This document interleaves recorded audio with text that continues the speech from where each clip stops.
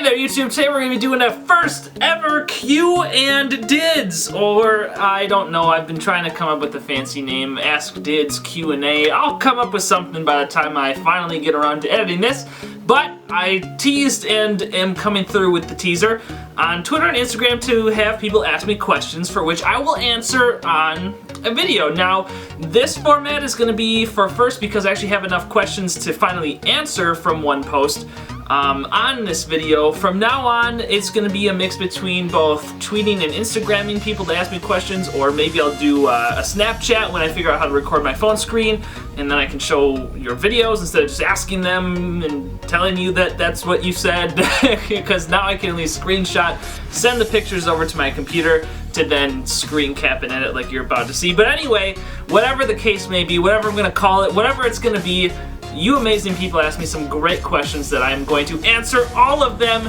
right now.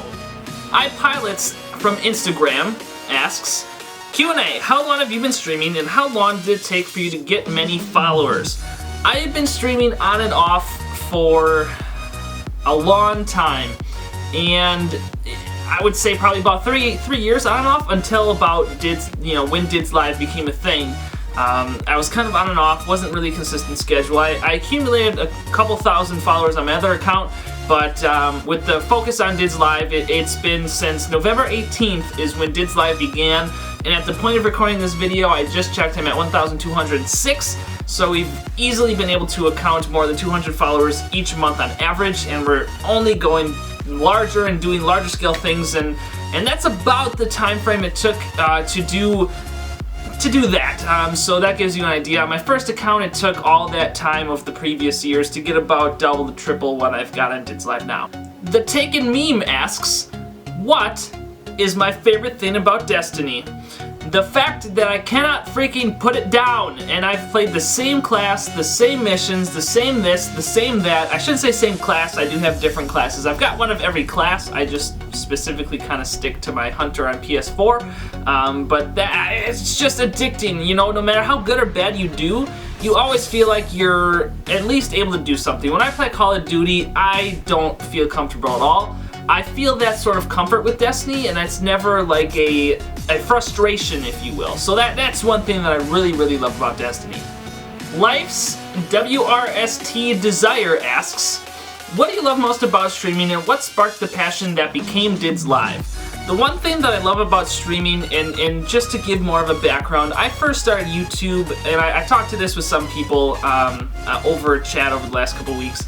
I started YouTube to become more charismatic. My first YouTube videos were guitar covers in about probably almost a decade ago to this point, maybe 7-8 years ago, and it was when I first started YouTube, it was, oh, guitar covers are great, I'm learning how to play guitar, I'll become famous being a guitar cover person. And then then Machinima came around when it was Sark, C. Nanners, and Hutch, and it was, oh, I'm gonna be this great Call of Duty commentator and do all this. So when I first started, I wanted to become more charismatic. I was always shy and I knew it, and I didn't know how to combat it. So I brought one thing from my life that I love, video games, and I brought it into what is now me. I mean, if you look at me, I don't want to boast, but I seem more charismatic, and I'm kind of just saying this from anybody who knows me on a personal level will agree with what I'm about to say. I'm more charismatic, I'm more well-spoken, I have a lot more emotion behind when I speak, and I carry my emotion a lot more thoroughly and a lot more genuinely. I think a decade ago me would never do what I'm doing right now. A year ago me would be about as flat as a pancake, and I actually had somebody ask about my Protection Paladin video, and it was only recorded last August, but I couldn't believe how dead I was when I recorded. I had no emotion, the editing was meh at best, I could do so much better today. I just think it's crazy how that brought into it. So anyway, getting back to the point of the question, the passion behind Dids Live and what I love most about it is the fact that I'm taking something that I love, video games, and I'm bringing it into something where I can meet all of you, obviously. I mean, I've met how many people, countless amounts of people from doing this, whether I've talked to you personally, or whether you're just somebody who's submitting a Q&A, and Life, I know I haven't talked to you as much, and I'd love to change that as well as anybody. I'd love to meet and talk to each and every one of you, so never feel free to slide into my DMs, because they're open and you'll be safe as long as it's appropriate.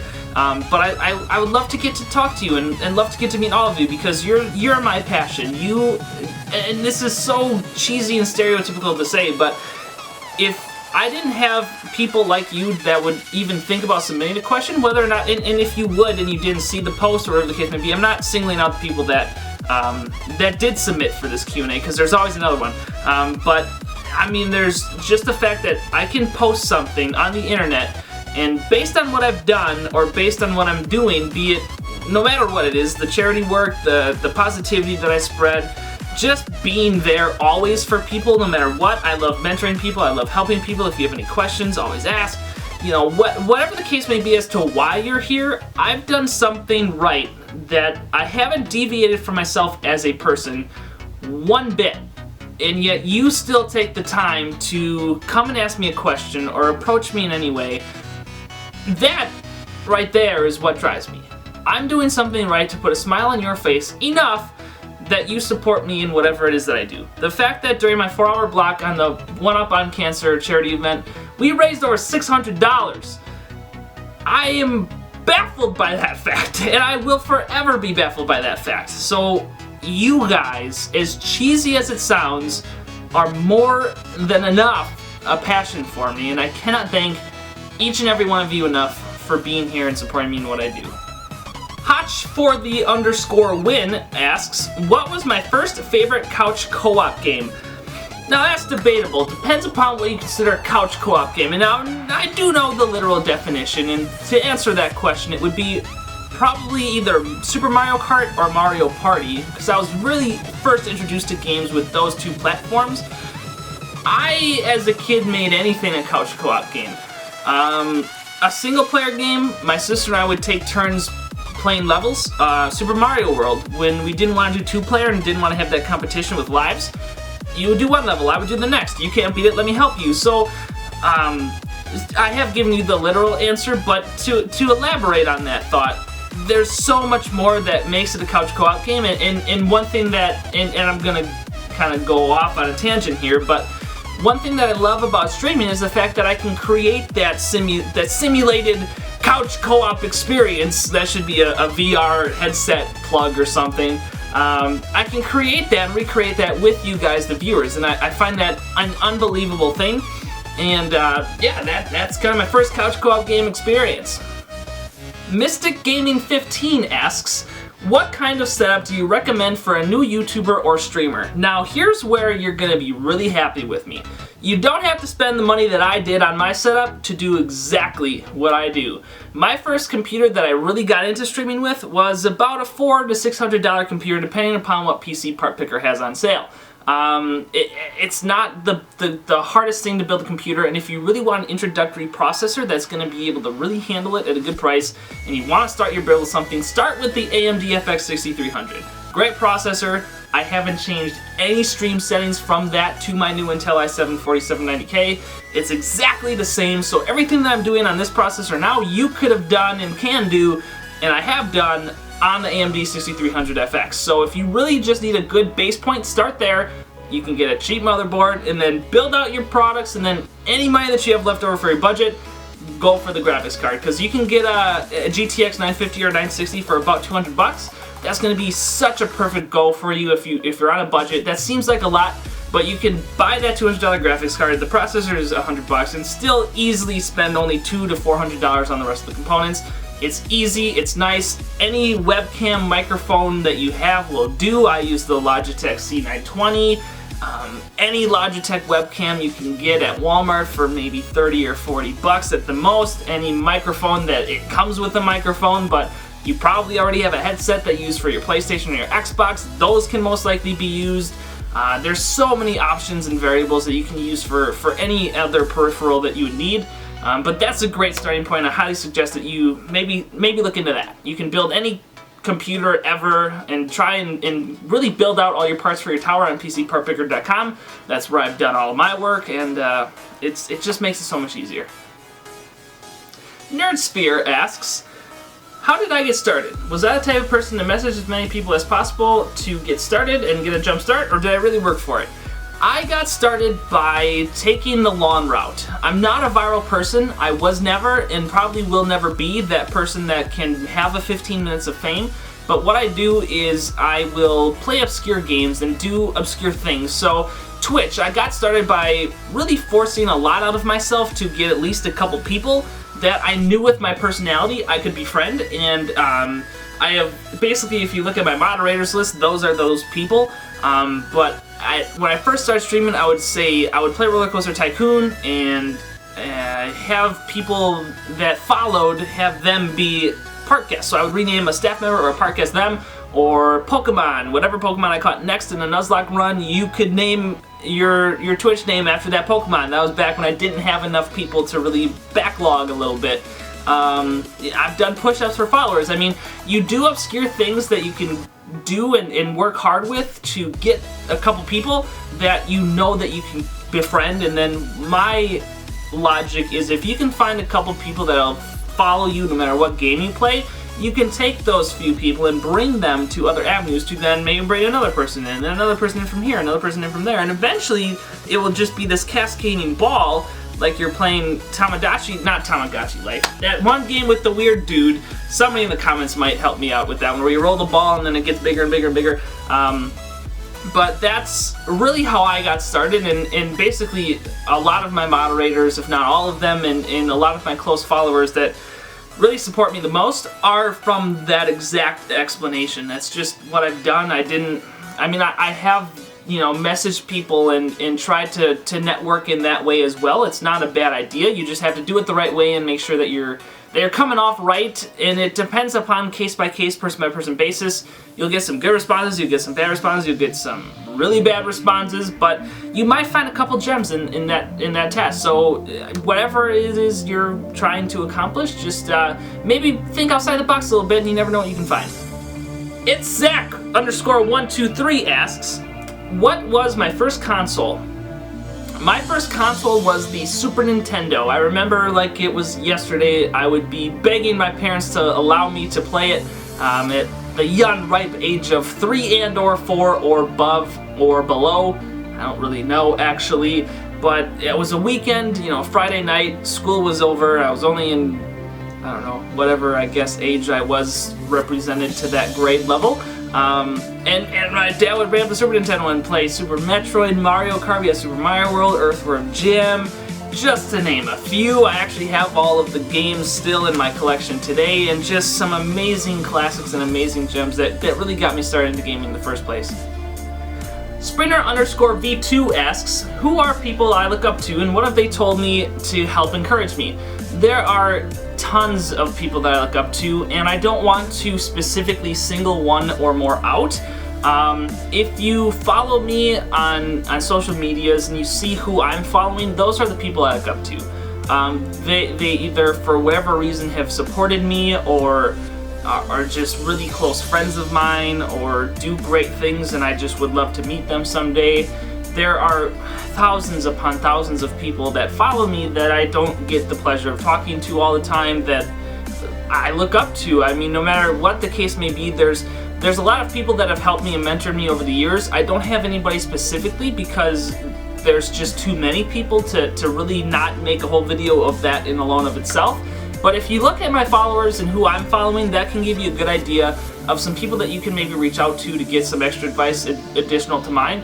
And, you know, tell them I sent you or you found them from me, and who knows, maybe it'll make a triangular connection in a relationship that might benefit you in the future. Periodic Gamer asks, what has been driving and encouraging me the most to continue streaming? Now, I know I've been over what started streaming, and I'm going to give you the same answer essentially for what keeps me streaming. And that is the support that I get from you guys. You know, I've been at that point where I've wanted to stop, and I would wake up every morning and ask myself, okay, why do I stream? What am I getting out of it? What am I looking for out of it? What's going to be the end result out of it? I've asked myself every negative question that you could ever think of related to streaming. But at the end of the day, the one thing that keeps me going is, especially lately, you guys. Now, One thing that I'm going to point out with this that's helped me move to that next step and just appreciate what I do and make it easier on myself, two things. One, I didn't stream 6 days a week anymore. When I had a part-time job, any day that I either worked late / early, I would try and stretch it in either before or after work, or any day that I had off, which ended up being a lot, I would stream. Sometimes it was 5 days a week, sometimes I went all 7 days. I think I had a streak of maybe like 19 or so straight days of streaming, and it just wasn't my best work. I got burnt out more than I expected to, too. I would stream and then I'd wake up and I'd be like, alright, I get 3 people, it's a Wednesday afternoon, everybody's at work, why am I sitting here streaming right now? And you could see those moments on stream when I would think of that too, or those moments where I realize I'm just talking to a camera right now. You know, you could see those in me, and it wouldn't allow me to bring my best work forward. Which leads into point number 2. While you're doing that, so to cap off number 1, I'd suggest stream 3 days a week to start. If you have more time allocated, or you know that a lot of people will want to see more, go for it. Start 3 days a week. Don't kill yourself. Start there. Number 2, don't allow yourself to see the viewer count while you're streaming. No matter how dead your chat may be, no matter how anything it may be, the one thing that I notice the most is when I don't know how many people are watching, I have a different attitude towards it. Now, that means you don't know how many people are watching, you don't know, it's not a number, so if you try and get double-digit numbers every stream, you don't have 8 and you're like, alright, let's get 2 more people in. Because then all you're doing in chat is just pounding those 3 people in your chat that are actually talking, let's get 2 more people, let's get 2 more people. They don't want to hear that. They don't want to be a part of it, and they don't want to help you get those 2 people if that's all you're going to narc on them about. What you really just want to do is talk to those 3 people that are chatting and appreciate those 3 people, because going back to what I said earlier about, you know, get those few couple friends from those few couple games doing obscure things, you can make those 3 people chatting those 3 people that will follow you from A to Y to B to Z, and then you can use that to then, okay, now you're having 4 people that'll follow you everywhere, and then now you have 7 people that'll follow you everywhere, and eventually that number will just grow, and you'll make more friends, you'll make better relationships, you won't have people that will, if they have 2 friends streaming, they might choose you over their friend. I mean, there's so many things that can be done and that might be possible with that idea, so just don't kill yourself over how much you stream, and don't kill yourself over how many people watch your stream, because if you can take care of the 3 people there, this is becoming more of an advice video, but that's just, when I realized that when I changed those 2 things in my own streaming, it helped me appreciate what I do more, and it led to me making more connections and better connections, which, getting back to the original question, continue my passion for streaming, because now I affect more people in a positive way, and there's nothing I want more in life than to see a smile on your face because of something that I did. That's really, at the end result, why I keep doing what I do, because I could stop at any time, and you can start doing what I do at any time as well. So, exactly. Another funking gamer asks, "Sup Dids, I thought I'd throw you a quick DM for your Q&A. Which kart game do you prefer, Mario Kart 64, Diddy Kong Racing, or Crash Team Racing? If neither game really appeals to you, then which kart racer is my favorite?" I actually own and love all 3 of those games. Which do I love the most? Probably CTR. Crash Team Racing is one of the games that I can beat. I don't believe I've ever actually beat... I have actually beat Diddy Kong Racing, and obviously I beat Mario Kart 64. Mario Kart 64 I don't appreciate as much because that's my go-to Mario Kart, but there's so many other Mario Karts, I don't feel that it's as much of a staple. Which is weird because it's an incredibly huge, large staple, but I don't know. For me, for some reason, I would rather play Diddy Kong Racing or Crash Team Racing because I don't see those 2 names or titles as often as I would see in Mario Kart. I have multiple different Mario Kart games I can play anyone at any given time. When I want to play Diddy Kong Racing, I've got Diddy Kong Racing. I don't have Diddy Kong Racing 2, 3, 4, 12, now 36 music on CD. I don't have any of those. I have Diddy Kong Racing, I have Crash Team Racing. It allows me to appreciate those 2 more.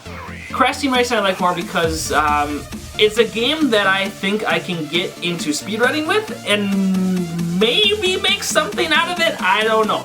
I've done a pretty quick run before, And if I am going to be a game that's a game that I'm good enough at to maybe look into at least getting a decent time or learn how to do things quickly to maybe take that into another game. So Crash Team Racing out of those 3 options. Beyond that, I love a lot of kart racers. A lot of them. So, but yeah, those would, I would say, out of those 3, Crash Team Racing. Bia asks, I would love to hear about some of my internet troll experiences and how I persevered. There's been a lot of instances that I've been trolled, and to be honest, you just gotta make sure that you don't feed them what they're there for. If somebody's there to troll you, they're there to achieve something. Let's be honest, we've all done some form of trolling. We all went to get the answer that we felt we deserved based on what we didn't appreciate about the person that we're trolling. You can't give them that. You cannot give them anything to stand on. Now, I think that there's a difference in not giving them that and being a dick about it. If you see somebody that's trolling you for whatever they may be trying to do, you can't attack. Because then when you attack, they'll tell a friend, it's just going to look bad. But when you get trolled, you just gotta, you know, if somebody comes, like I played Quiplash the other week, and somebody came and had the username Suck a Dick and wrote Suck a Dick in every answer. I just stopped playing Quiplash. I was already playing Stardew Valley. I just went back to that. They left. I played Stardew Valley for 15 minutes, came back to Quiplash, and it ended up being the best stream I've had in a long time. So when I didn't give them that avenue to troll me in, they left. I didn't have to play Stardew Valley the rest of the day because they weren't there to troll me for anything else. They were just there because they could troll me in Quiplash, and then when I'd stopped playing that, they left. And our problem solved. It was all enemy neutralized, and whatever the case may be, but you just gotta, whatever they're trying to do, you gotta cut them off. So, you know, you cut the head off the snake, the body will die, or whatever that reference is with that Matthew McConaughey movie where he shoots the thing, the Kajigger in the plane, and then it explodes, and then everybody bows down, even though there's still thousands of tanks that could kill him at any time, but they choose not to because they killed the leader. That, whatever that is, you do that, and you'll be quite alright. Juggananny asks, what has helped me grow my community the most? P.S. I think you have a great attitude, and always seeing positive posts from me is awesome. Well, always seeing notifications from you is awesome as well. Specifically, Juggananny in this case, but everybody. The positivity is what has helped me grow the community, and I will never not answer a legitimate question that slides into my DMs. I will answer everything. If you have a question on software, XSplit, OBS, I get questions like that all the time. What piece of gear should I buy to help build my computer a little bit better? I will always answer those. Like, whatever you need help with, I will answer those questions. And I think the one thing that's really helped me the most is when I stream or when I post on Instagram or Twitter, I will always encourage that. I will always encourage asking questions so that I can help you. Even if it's not in my best interest, even if it bashes my success to help you. I used to pray every night daily, whoever needed help the most in my life that I saw that day, I would pray that they would find their happiness before I did. And that's not a lie, I actually did that. That really happened, and it still does happen. So one thing that I think has helped me grow my community is the fact that if somebody needs a question, or somebody who's really close, you can ask anybody who's really close, because if you are, you're probably watching this video anyway. If they need something done, I will solve that problem for them. I bought paintings from a friend, Will, of mine, who's a great follower lately. They should be arriving either today or tomorrow, actually, but I will always I paid him more than he asked for his stuff. If you have a service that I need or a product that I like, I will give you more than you need for it. If you have a question, I will help you more than you expect to help you get that question, and feel comfortable with that answer. If you have a question like, how do I stream to XSplit? I'm not just going to send you a link to a video explaining how to do it. I will go through the process, type it out. Okay, you need your Twitch, you need to sign into your Twitch, you have your presentation screen, you can do X, Y, and Z with that presentation screen. I will go into detail and make sure that you're comfortable and know how to do the answer. I was talking with some friends on PlayStation the other day, and they're asking me about, they needed help with a pair of headphones that they wanted to get sponsored from. and I give, you know, from my own experience, and that's what I love. I love experiencing these things so I can help you guys with those questions when they do come up. Because this was a perfect case. I've cold emailed some companies and asked them for, you know, not necessarily sponsorship or to get free stuff, but maybe I can be an affiliate. What can I do to get to that stage where you would accept me as an affiliate? Whatever the case may be, depending upon what company I was approaching, I at least have had some experience in what to add to those emails, what to sound like in those emails, and I've helped some people with that exact question. How do I approach a company about a possible affiliate, a possible sponsorship, a possible relationship with that company?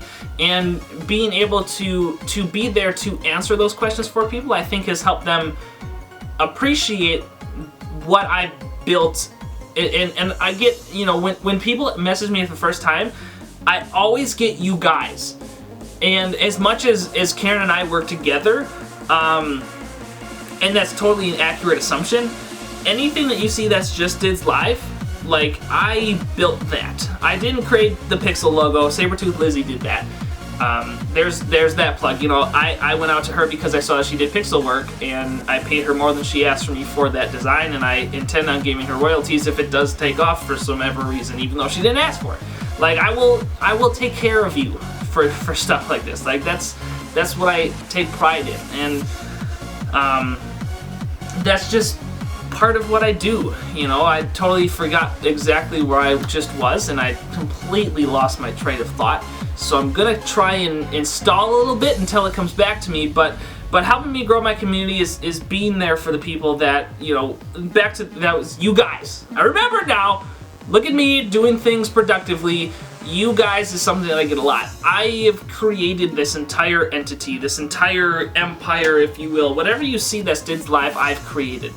And I take great pride in the stature of it and how it's perceived amongst you guys. So the fact that you guys see that I'm working hard, and I get messages all the time about people really seeing how hard I work for things, that's where it pays off. It's not on camera that I make all the progress. It's what I'm doing off camera, and you know, I spent a Sunday afternoon from 5 o'clock to 10:30 that night, nothing but emailing people back and answering the questions and DMs and tweets and Instagram posts.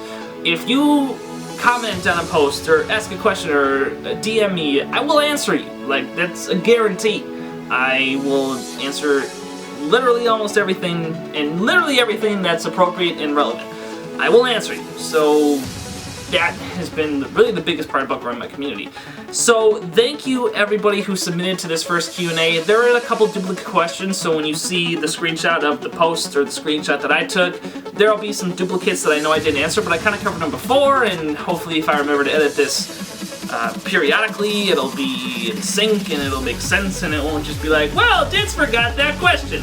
But if you'd like to ask me more questions, shoot me a comment below, or I guess the two best ways would be Twitter DM or Instagram DM, and I will screenshot it and put it somewhere to remember for the next Q&A video. I don't know how often I'm going to get to do these, but this was the first time that I've posted and had enough to answer. And I know that I got a lot of preachiness going on, and I kind of just gave a lot of advice. Hopefully that you might be able to grow and learn something from this and from what I'm doing. Like I said, I like experiencing things so you guys don't have to, and I can help you based on my experiences. Do what's best for you. So if you have any questions, whether it's for the next Q&A or whatever the case may be, just ask. I will get back to you, and I hope, you know, you can help share this video and help get it out there, so that other people can feel inclined to get the help that I've given you guys.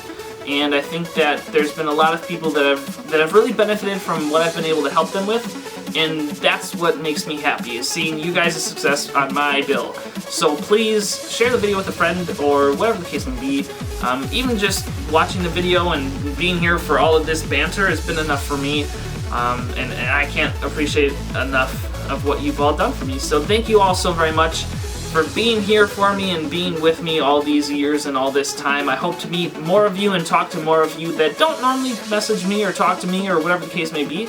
I'd love to talk to anybody who's watching this video, and I will see you in the next Q&A.